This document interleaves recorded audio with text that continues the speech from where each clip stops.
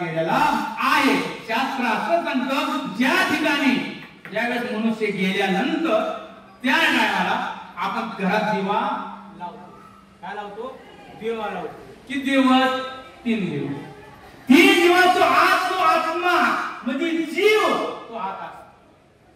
कुठं असतो? आत असतो. आणि 3 दिवसाच्या नंतर तो आत्मा बाहेर येतो. आत्मा कुठपर्यंत? आजच्या दिवसापर्यंत. माझे पती काय करतात, माझी मुलं काय करतात, माझी मुलगी काय करते, माझा जावई काय करतो. लक्षात ठेवा, ज्या दिवशी मनुष्य ज्या ठिकाणी गेला असेल बरं सर, तिथं गेला असेल तिथंच दिवा लावायचा. एखादा माणूस जर ऍक्सिडेंट जर गेला, दिवा तिथं लावायचा, घरात लावू नका. कारण आपण घट बसवतो, बरोबर आहे, घट बसवतो नवरात्रामध्ये आणि दिवा इजला की पुन्हा पिटपिट होतो. एका दिवा इजला पुन्हा ते घट पेटवायचा नाही, त्याचं विसर्जन करायचे. लक्षात त्याने फळ प्राप्ती होत नाही. आणि ती जर नाही केलं तर पिशीचे येऊन जातात. लक्षात मागे सांगितले वर्णन पूर्ण कुठल्या येऊन जातो काय याचं सांगितलं. परंतु त्या टायमाला जीव बाहेर निघाला कुठं आज आणि या संतांच्या सानिध्यातून.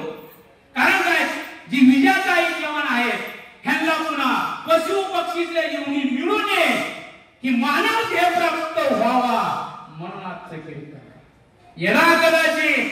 कारण का, त्यांचा वैकुंठाचा मार्ग चालू झाला. कुठला? आजचा मार्ग चालू झाला आजपासून. किती दिवस? 17 ठिकाणी मुक्काम आहे. सोमपुर, सौरपुर, नागेंद्र, गंधर्वपुर हे 17 मुक्काम आहे. मला सांगितलंय येणार कदाचित माझ्याकडे कीर्तन पुरस्कारात आलं तिथे मुक्कामामध्ये कुठला काय फळ प्राप्ती आहे मी सगळं सांगेन. कारण आता सांगायला वेळ नाही. आपलं 13वेचं कीर्तन आहे म्हणून त्या संतांचं भजन करून ज्ञानेश्वर